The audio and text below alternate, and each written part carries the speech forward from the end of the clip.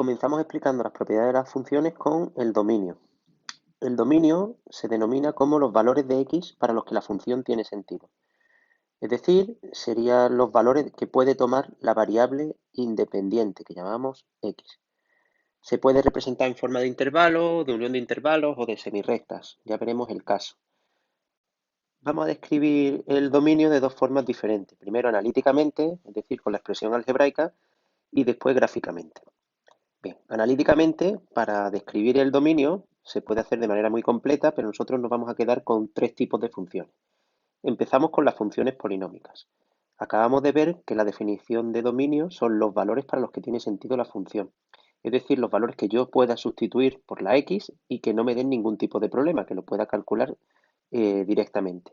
Cuando la función es polinómica, es decir, que tiene como expresión un polinomio, yo puedo sustituir el valor que quiera, que siempre voy a obtener un valor resultante. Puedo combinar los números porque en las operaciones que presenta un polinomio no hay ningún tipo de problema. Por tanto, podemos decir que el dominio de cualquier función polinómica son todos los números, y todos los números los representamos con el conjunto numérico más grande que conocemos, que es los números reales.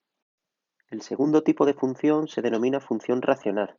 Las funciones racionales tienen como expresión algebraica una fracción de polinomios.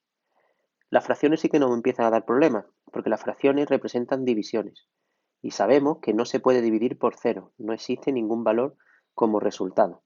Entonces, el dominio de este tipo de funciones serán todos los reales menos los valores que anulan el denominador. Anular significa que hacen cero el denominador. ¿Qué es lo que tenemos que hacer? Pues nada, cuando se nos presente una función racional, como es el caso, lo que tenemos que hacer es igualar a cero el denominador y determinar qué valores son los que me lo anulan. Y esos valores serán los que excluya. Nuestro caso es x cuadrado menos 9 partido x cuadrado menos 4, x cuadrado menos 4 igualando a 0 nos da como soluciones x más menos 2. Luego el dominio de esta función serán todos los números menos esos que nos han hecho cero el denominador. Es decir, que se expresaría de esta forma. El segmento oblicuo se lee menos y significa que excluimos de un conjunto numérico. Cuando ponemos las llaves, siempre lo utilizamos para conjuntos que cumplen una serie de condiciones, de puntos aislados, como es el caso, o de cualquier tipo que podamos definir. El tercer y último tipo de función que vamos a presentar en este curso serían las funciones radicales. Las funciones radicales son funciones cuya expresión algebraica contiene una raíz, de ahí la palabra radical. Vamos a distinguir dos tipos porque actúan de diferente manera si las raíces son de índice impar o de índice par. Las de índice impar se pueden calcular para cualquier número real, es decir, no tenemos ningún tipo de restricción. Se pueden calcular raíces cúbicas, quintas, séptimas de números positivos, de cero, de números negativos. Por tanto, el dominio de una función radical de índice impar depende del dominio del radicando, siendo el radicando la expresión que está dentro de la raíz. Como vemos en el ejemplo, f de x igual a la raíz cúbica de 3x cubo menos 2x cuadrado más 1. El radicando sería este, 3x cubo menos 2x cuadrado más 1, que es una función polinómica. Y al ser función polinómica, el dominio de ese radicando sería todos los reales, por lo que el dominio de la función radical de índice impar sería también todos los reales. El siguiente ejemplo que se nos presenta es una función del tipo f de x igual a la raíz quinta de x cuadrado menos 9 partido de x cuadrado menos 4. Pues bien, ahora el radicando sería una función racional, el dominio de esa función racional depende de los valores que anulan el denominador, y los valores que anulan el denominador, como hemos calculado anteriormente, serían el 2 y el menos 2. Como el dominio del radicando, por ser racional, sería todos los reales menos el 2 y el menos 2, pues el dominio de la función radical de índice impar sería este mismo. Determinar el dominio de una función radical de índice par es un poco más complejo, porque sabemos que las raíces de índice par de números negativos no existen en los números reales, que es el conjunto numérico en el que nosotros estamos determinando el dominio. Entonces, para determinar el dominio de la función radical de índice par, tenemos que ver cuándo el radicando es mayor o igual que 0. Cuando expresamos que el radicando tiene que ser mayor o igual que 0, estamos convirtiendo lo que sería una ecuación en una inecuación. Una inecuación tiene la forma de una ecuación, lo que ocurre que en lugar de estar relacionado a través del símbolo de igual, Se relaciona a través del símbolo mayor, igual, mayor o menor. En nuestro caso siempre va a ser mayor igual porque buscamos cuando el radicando es mayor o igual que cero.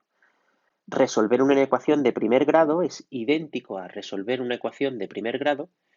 Lo único que cambia es que cuando se pasa multiplicando o dividiendo por un número negativo cambia el sentido de la desigualdad. Y esto es así porque cuando nosotros imaginamos que tenemos que el 2 es menor que otro número, que sería por ejemplo el 3, siempre que sumemos, restemos, multipliquemos por un número positivo o dividamos por un número positivo, el sentido de la desigualdad se conserva. Pero cuando nosotros multiplicamos por un número negativo, el mismo a ambos lados, si no, no tendría sentido, el sentido de la desigualdad cambia.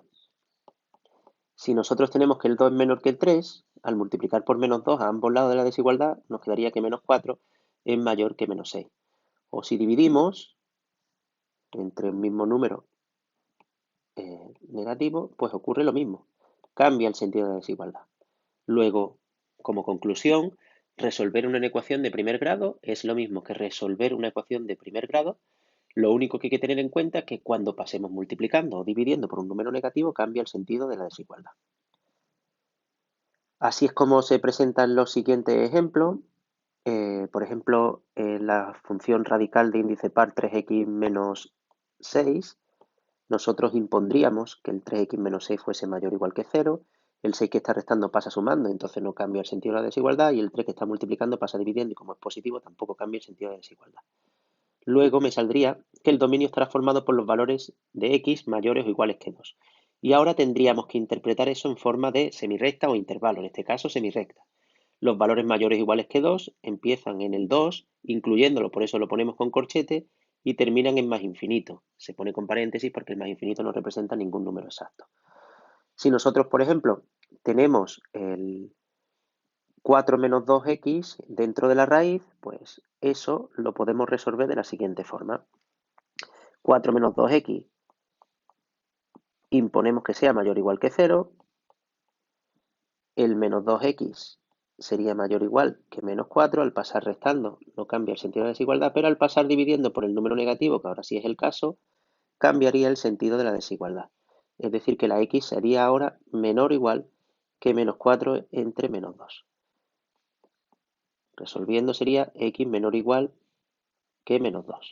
Y eso en dominio sería desde el menos infinito hasta el menos 2, incluyendo ese menos 2. Abordar el dominio gráficamente es algo más sencillo, aunque es menos completo. Eso es lo que haremos nosotros con la mayoría de elementos o propiedades que veamos de las funciones.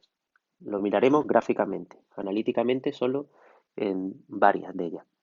El dominio gráficamente lo que nos hace es presentar lo que sería la gráfica de la función horizontalmente. Es decir, qué valores toma para la x, dónde empieza y dónde termina. Si nos damos cuenta, si lo miramos horizontalmente, la función empieza en el menos 4 y termina en el 4. Lo único que nos faltaría determinar es si incluimos el menos 4 o no incluimos el menos 4 y el 4, que serían los extremos. En este caso, como la representación nos da puntos cerrados, significa que sí que se incluye. Luego el dominio diríamos que sería de esta función gráficamente desde el menos 4 hasta el 4, algo que queda claro. Entonces empezaríamos en el menos 4 y terminar en el 4. A la izquierda del menos 4, como vemos, la función ya no existe, y a derecha del 4 tampoco. Entonces estaríamos diciendo, con el dominio desde el menos 4 hasta el 4, que nosotros tendríamos que representar horizontalmente en esos valores.